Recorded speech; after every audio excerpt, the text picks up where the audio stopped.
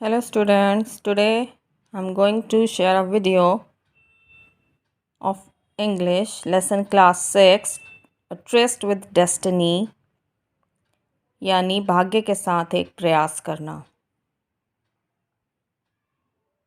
I'm going to explain this lesson line by line in Hindi. So let's start. The following speech was delivered by Pandit Jawaharlal Nehru, the first Prime Minister of India, on 14 August 1947 before the members of the Constituent Assembly on the eve of India's independence. ये जो lesson है आपका, ये पंडित जवाहरलाल नेहरू की एक speech है जो उन्होंने भारत का प्रधानमंत्री बनने के बाद दी जब भारत आज़ाद हो गया था. संविधान सभा के जो सदस्य थे उनके सामने 14 अगस्त 1947 की संध्या को, यानी आज़ादी से पूर्व जो संध्या थी उस पर. Long years ago we made a tryst with destiny, and now the time comes when we shall redeem our pledge.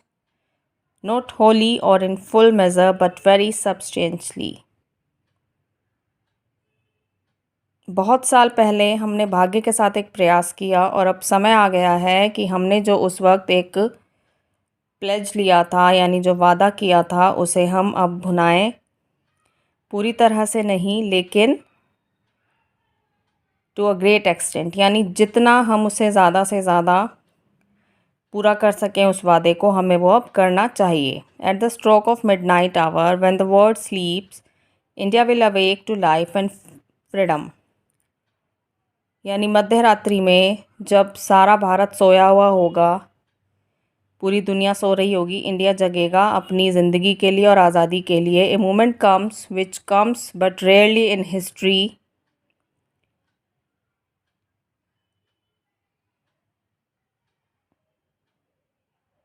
यानी एक समय आएगा इतिहास में, when we step out from the old to the new, जब हम बाहर निकलेंगे पुराने से नए की तरफ. व्हेन एन एज एंड्स, जब एक युग का अंत होगा. And when the soul of a nation long suppressed, और जब एक राष्ट्र की आत्मा जिसे बहुत समय से दबाया गया था, एक राष्ट्र जिसकी आत्मा, जिसकी आवाज़ दबी हुई थी, उसे एक आवाज़ मिलती है. It is fitting that at this solemn moment we take the pledge of dedication to the service of India and our people and to the still larger cause of humanity. ये उपयुक्त समय है कि हम ऐसे सीरियस मूवमेंट पर एक प्रतिज्ञा लें कि हम अपने देश के प्रति निष्ठावान रहेंगे, उसके लोगों के प्रति, और उससे भी ज़्यादा किसके लिए, मानवता के प्रति. At the dawn of history India started on her unending quest. यानी जब भारत के इतिहास में स्वतंत्रता के बाद जो पहली भोर हुई थी, उस समय एक बहुत समय से जिस चीज़ के लिए जिसे आप ढूंढ रहे थे, जिसके लिए प्रयास कर रहे थे, वो क्या चीज़ थी, आज़ादी, वो प्राप्त हुई थी. And trackless centuries are filled with our striving and the grandeur of our success and failures.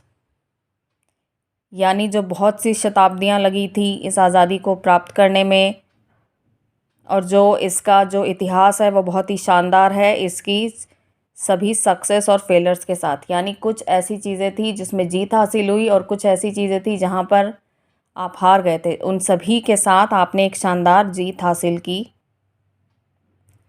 Through good and ill fortunes alike she has never lost sight of the quest of forgotten the ideals which gave her strength. जब आज़ादी के लिए प्रयत्न किए जा रहे थे आज़ादी प्राप्त करने के लिए, उस समय बुरा समय भी आया, अच्छा समय भी आया, लेकिन भारत ने कभी अपने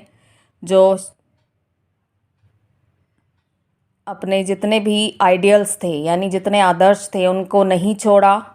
उन्हीं आदर्शों ने उसे एक नई स्ट्रेंथ दी, हिम्मत और साहस दिया, आज़ादी की ओर एक कदम और आगे बढ़ाया. We end today a period of ill fortune. यानी हम आज एक समय ख़त्म करते हैं जो कि भारत के बुरे समय का था, बुरे भाग्य का था, यानी जो भारत का दुर्भाग्य था. And India discovers her self again. और भारत ने आज अपने आप को स्वयं दोबारा हासिल किया है. The achievement we celebrate today is but a step and opening of opportunity. जो हमने आज हासिल किया है ये अभी एक शुरुआत है, ये अवसरों की शुरुआत है to the greater triumphs and achievements that await us, यानी आगे इससे भी ज़्यादा जो विजय है और बहुत सी ऐसी चीज़ें हैं जो हमें हासिल करनी है, जो हमारा इंतज़ार कर रही हैं. Are we brave enough and wise enough to grasp this opportunity and accept the challenges of the future? क्या हम इतने ज़्यादा बहादुर हैं और समझदार हैं कि हम इस अवसर का लाभ उठा सकें और जो भविष्य में जो चुनौतियां आएंगी उनका सामना कर सकें? Freedom and power bring responsibility. जो आज़ादी है और जो एक ताकत है वो आपके लिए क्या लेकर आती हैं? जिम्मेदारियां. The responsibility rests upon this assembly, a sovereign body representing the sovereign people of India. और जो जिम्मेदारी है वो किसकी है? इस संविधान की है, संविधान सभा की है, जो एक बहुत ही ज़्यादा शक्तिशाली, जिसमें सुप्रीम पावर है, बहुत शक्तिशाली है और जो भारत के लोगों को रिप्रेजेंट कर रही है. Before the birth of freedom we have endured all the pains of labour and our hearts are heavy with the memory of this sorrow. यानी आज़ादी मिलने से पहले हम सभी ने बहुत से दर्द हैं जिन्हें बर्दाश्त किया है, सहा है. एंड्योर्ड का मतलब है सहन करना.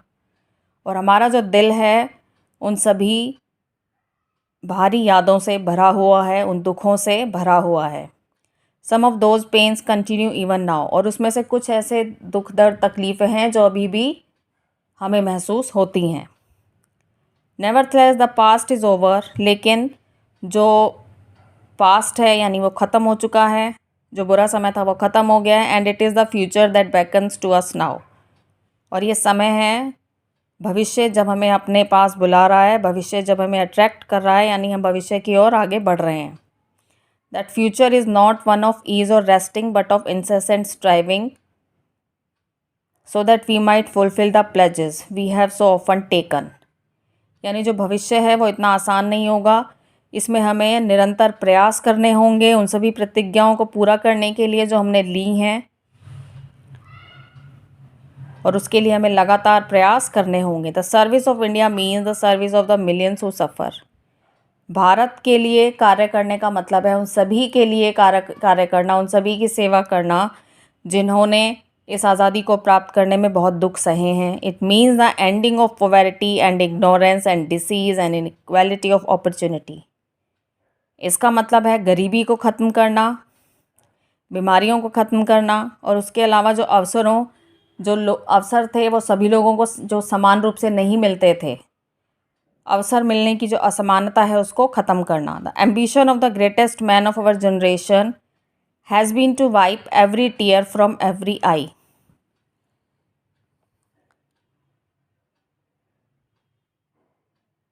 जो हमारे जनरेशन के जो लोग हैं उनका क्या उद्देश्य होना चाहिए कि हर आँख से हर आंसू को साफ करना. That may be beyond us but so long as there are tears and suffering so long our work will not be over.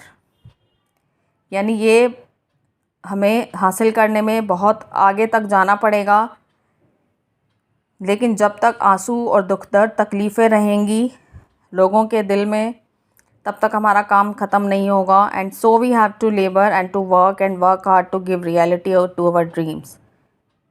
इसके लिए जो हमारे सपने हैं उन्हें हकीकत में बदलने के लिए हमें बहुत ज़्यादा मेहनत करनी होगी, बहुत ज़्यादा काम करना होगा.